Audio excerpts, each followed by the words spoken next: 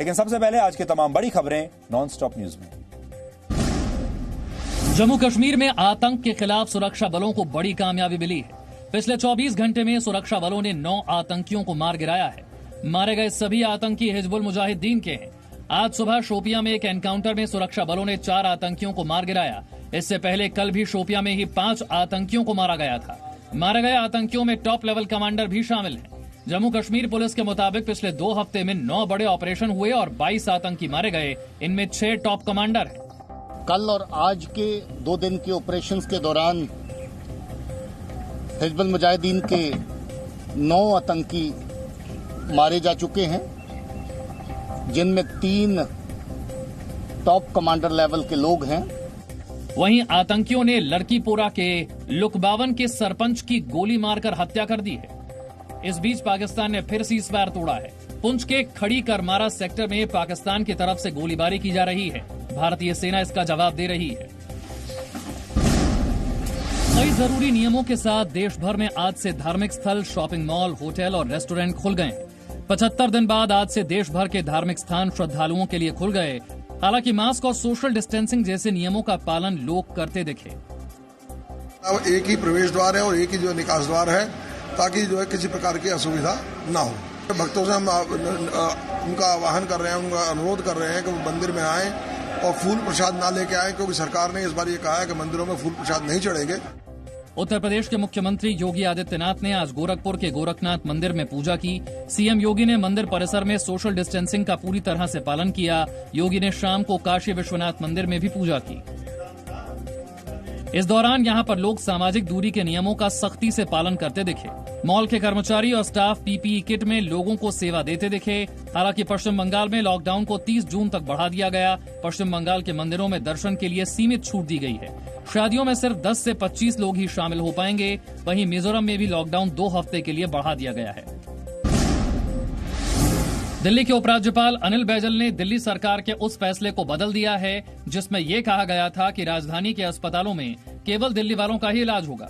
उपराज्यपाल ने अधिकारियों को आदेश दिया कि वो इस बात को सुनिश्चित करें कि किसी भी मरीज को स्वास्थ्य सेवाएं देने से इस आधार पर मना नहीं किया जा सकता क्योंकि वो दिल्ली के निवासी नहीं है।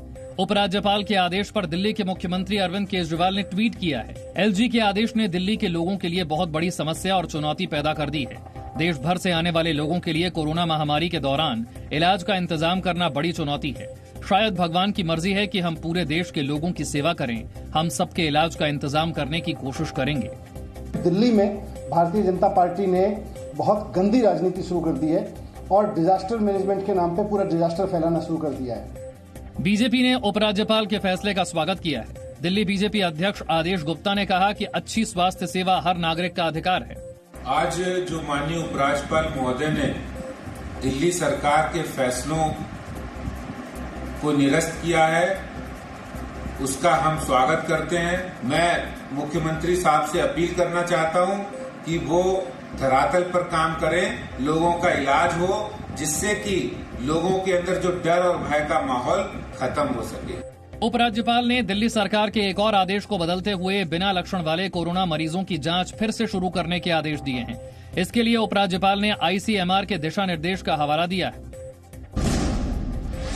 चीन से सीमा विवाद पर रक्षा मंत्री राजनाथ सिंह ने कहा कि चीन के साथ मिलिट्री और कूटनीतिक स्तर पर बातचीत सकारात्मक दिशा में है। रक्षा मंत्री ने कहा कि भारत किसी भी देश के मान सम्मान और स्वाभिमान को न चोट पहुंचाता है और न ही चोट बर्दाश्त करता है। हम किसी के सम्मान और स्वाभिमान पर न चोट पहुंचाने की कभी कोशिश करते हैं और न हम अपने मान सम्मान और स्वाभिमान पर चोट बर्दाश्त कर सकते हैं। यह हमारे भारत का चरित्र है। भारत में चीन के राजदूत सन वेडोंग ने भी चीन के विदेश मंत्रालय के बयान की जानकारी देते हुए सीमा पर स्थिति को स्थिर बताया। सीमा क्षेत्रों में स्थिति स्थिर और नियंत्रण में है। चीन और भारत में बातचीत और परामर्श के माध्यम से प्रासंगिक मुद्दों को ठीक से हल करने की क्षमता और इच्छा है। इससे पहले कांग्रेस नेता राहुल गांधी ने गृह मंत्री अमित शाह के बयान को ट्वीट करते हुए चीन विवाद पर सवाल उठाए। सबको मालूम है सीमा की हकीकत, लेकिन दिल के खुश रखने को शायद ये ख्याल अच्छा है। रक्षा मंत्री ने कहा कि सीमा विवाद पर देश को संसद में जानकारी देंगे। राजनाथ ने कांग्रेस को राजनीति न करने की नसीहत देते हुए राहुल गांधी को शायरी से ही जवाब दिया। मैं उसका जवाब देना चाहूंगा। राहुल जी, हाथ में दर्द हो तो दवा कीजिए। यदि हाथ ही जब दर्द हो तो क्या कीजिए? हाथ में दर्द हो तो दवा कीजिए, यदि हाथ ही जब दर्द हो तो क्या कीजिए?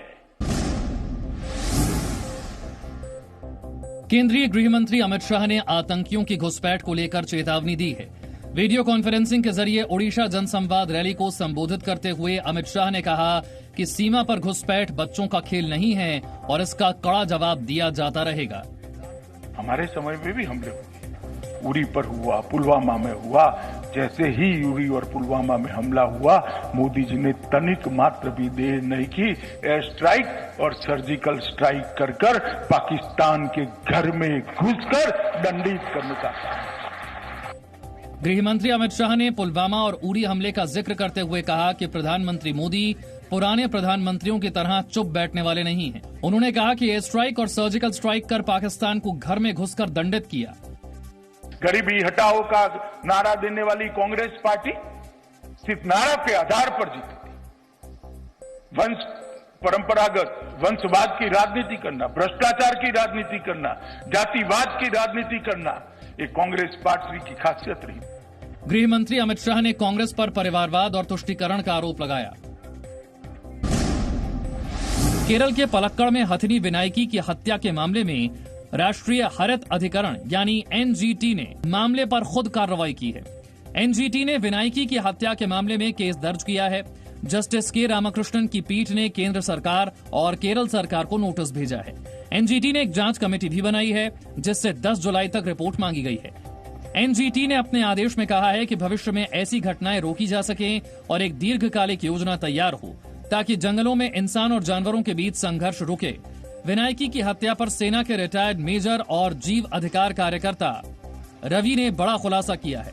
उन्होंने कहा कि सब कुछ सुनियोजित तरीके से किया गया है।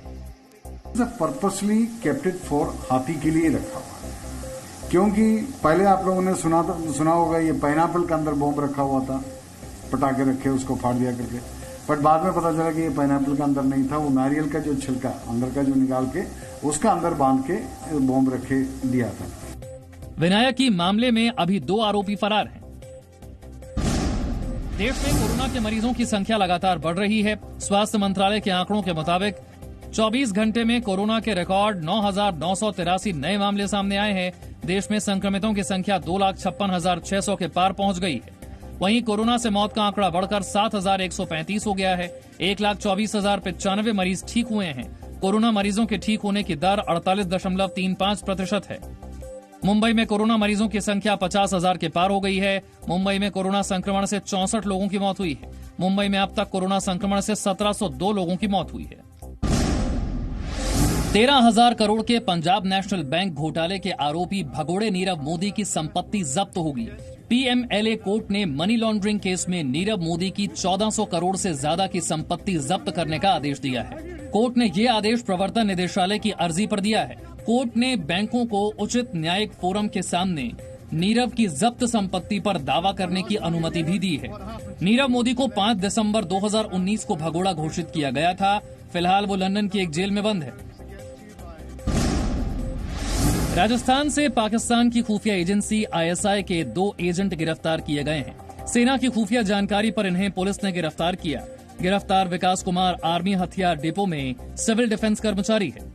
दूसरा एजेंट सेना फायरिंग रेंज में संविदा कर्मचारी है। दोनों एजेंट पर पाकिस्तान को सेना की खुफिया जानकारी देने का आरोप है। महिला की फर्जी फेसबुक प्रोफाइल बनाकर हनी ट्रैप की कोशिश का भी आरोप है।